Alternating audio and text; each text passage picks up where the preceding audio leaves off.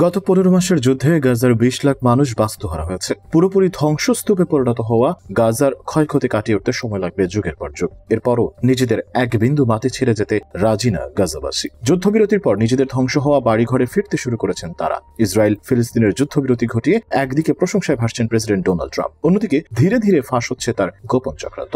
সম্প্রতি তিনি গাজা খালি করার প্রস্তাব দিয়েছেন, যদিও ট্রাম্প বলছেন গাজাবাসীদের অন্যত্র সুন্দর বাড়িঘর নির্মাণ করে দেওয়ার কথা। তবে বেশিরভাগ মুসলিম মনে করে এটা গাজা দখলের জন্য আমেরিকা ইসরায়েলের যৌথ চক্রান্ত। এদিকে ট্রাম্পের এই প্রস্তাবের বিরুদ্ধে একজোট হচ্ছে মুসলিম বিশ্ব। সবাই এসে দাঁড়িয়েছে ফিলিস্তিনিদের পাশে। তবে কি গাজাকে কেন্দ্র করে আবারও নতুন কোনো মেরুকরণের দিকে যাচ্ছে বিশ্ব রাজনীতি? সেই সবকিছুর বিস্তারিত থাকছে আজকের এই ভিডিওতে।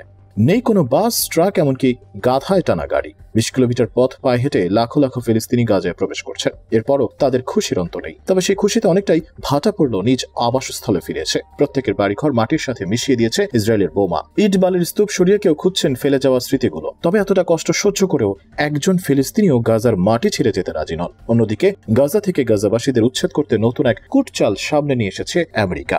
নবনির্বাচিত প্রেসিডেন্ট ডোনাল্ড ট্রাম্প সম্প্রতি বলেছেন গাজার 15 লাখ মানুষকে সরিয়ে নিতে হবে, কারণ সেখানকার সবকিছু ধ্বংস হয়ে গেছে, মানুষ সেখানে মারা যাচ্ছে। ট্রাম্প আরব দেশগুলোর সঙ্গে আলোচনা করতে চান যাতে অন্য কোথাও তাদের জন্য বাড়ি তৈরি করা যায়, যেখানে তারা শান্তিতে বসবাস করতে পারে। ট্রাম্প বলেন বহু বছর ধরে গাজা একটি নরকে পরিণত হয়েছে। তিনি চান ফিলিস্তিনিরা এমন একটি এলাকায় বসবাস করুক যেখানে তারা কোনো বাধা, যুদ্ধবিগ্রহ ও সংঘাত ছাড়া জীবন কাটাতে পারবেন। এক্ষেত্রে গাজাবাসীদের মিশর এবং জর্ডান পাঠানোর ইচ্ছা প্রকাশ করেছে ডোনাল্ড ট্রাম্প। এমনকি তিনি জর্ডানের রাজা দ্বিতীয় আব্দুল্লাহর সঙ্গে এ বিষয়ে নিয়ে টেলিফোনে কথা বলেছেন। ইসরায়েলের অর্থমন্ত্রী বেজালেল স্মোটরিচ দীর্ঘদিন ধরে ইহুদি বসতি স্থাপনকারীদের গাজায় যাওয়ার আহ্বান জানিয়ে আসছেন। তিনি ট্রাম্পের এই উদ্যোগের স্বাগত জানিয়ে বলেন, এটা দারুণ একটা পরিকল্পনা। এই উদ্যোগ বাস্তবায়নে তিনি কাজ করবেন বলেও জানান। এ থেকে স্পষ্ট হয় যে গাজাবাসীদের উচ্ছেদ করার ক্ষেত্রে যৌথ পরিকল্পনা করেছে আমেরিকা ও ইসরায়েল, যাতে গাজা দখলে ইসরায়েলের দীর্ঘদিনের পরিকল্পনা সফল হতে পারে। তবে ফিলিস্তিনিদের জোরপূর্বক স্থানান্তরে গাজা খালি করতে মার্কিন প্রেসিডেন্ট ডোনাল্ড ট্রাম্পের প্রস্তাব প্রত্যাখ্যান করেছে মিশর ও আরব লীগ। কায়রোর পররাষ্ট্র মন্ত্রণালয় এক বিবৃতিতে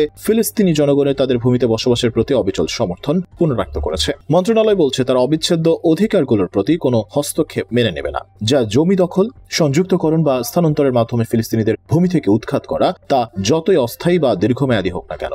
আরব লীগ বলছে ফিলিস্তিনিদের তাদের ভূমি থেকে জোরপূর্বক স্থানান্তর ও উৎখাত শুধুমাত্র জাতিগত নিধন বলে আখ্যায়িত করা যেতে পারে। ফিলিস্তিনি জনগণকে তাদের ভূমি থেকে উৎখাত করার প্রচেষ্টা, সেটা স্থানান্তর, সংযুক্তকরণ বা বসতি স্থাপনের মাধ্যমে হোক, অতীতের বারবার ব্যর্থ হয়েছে।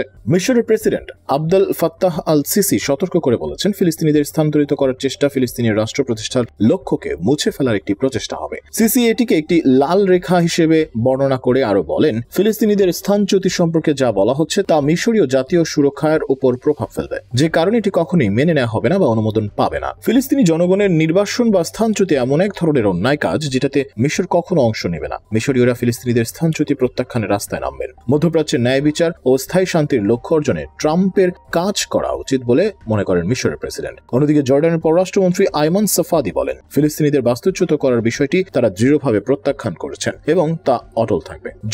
জর্ডানের মানুষের আর ফিলিস্তিনিদের মানুষের জন্য। জর্ডান এরই মধ্যে লাখো ফিলিস্তিনিকে আশ্রয় দিয়ে রেখেছে। মিশরেও হাজারো ফিলিস্তিনি তাঁবুতে বসবাস করে। মিশর, জর্ডান ও অন্যান্য আরব দেশ গাজার ফিলিস্তিনিদের তাদের দেশে সরিয়ে নেওয়ার ট্রাম্পের চিন্তাভাবনা খারিজ করে দিয়েছে। গাজা ভূখণ্ডে ফিলিস্তিনিরা ভবিষ্যতের ফিলিস্তিনি রাষ্ট্রের অংশ হিসেবে থাকতে চাইছেন। জাতিসংঘের তথ্য অনুযায়ী 20 লাখেরও বেশি ফিলিস্তিনি শরণার্থী জর্ডানে বসবাস করে। তাদের বেশিরভাগকেই নাগরিকত্ব দেওয়া হয়েছে। মূলত তারা সেই 7,50,000 ফিলিস্তিনির বংশধর যারা ইসরায়েল প্রতিষ্ঠার সময় বাস্তুচ্যুত হয়েছিল।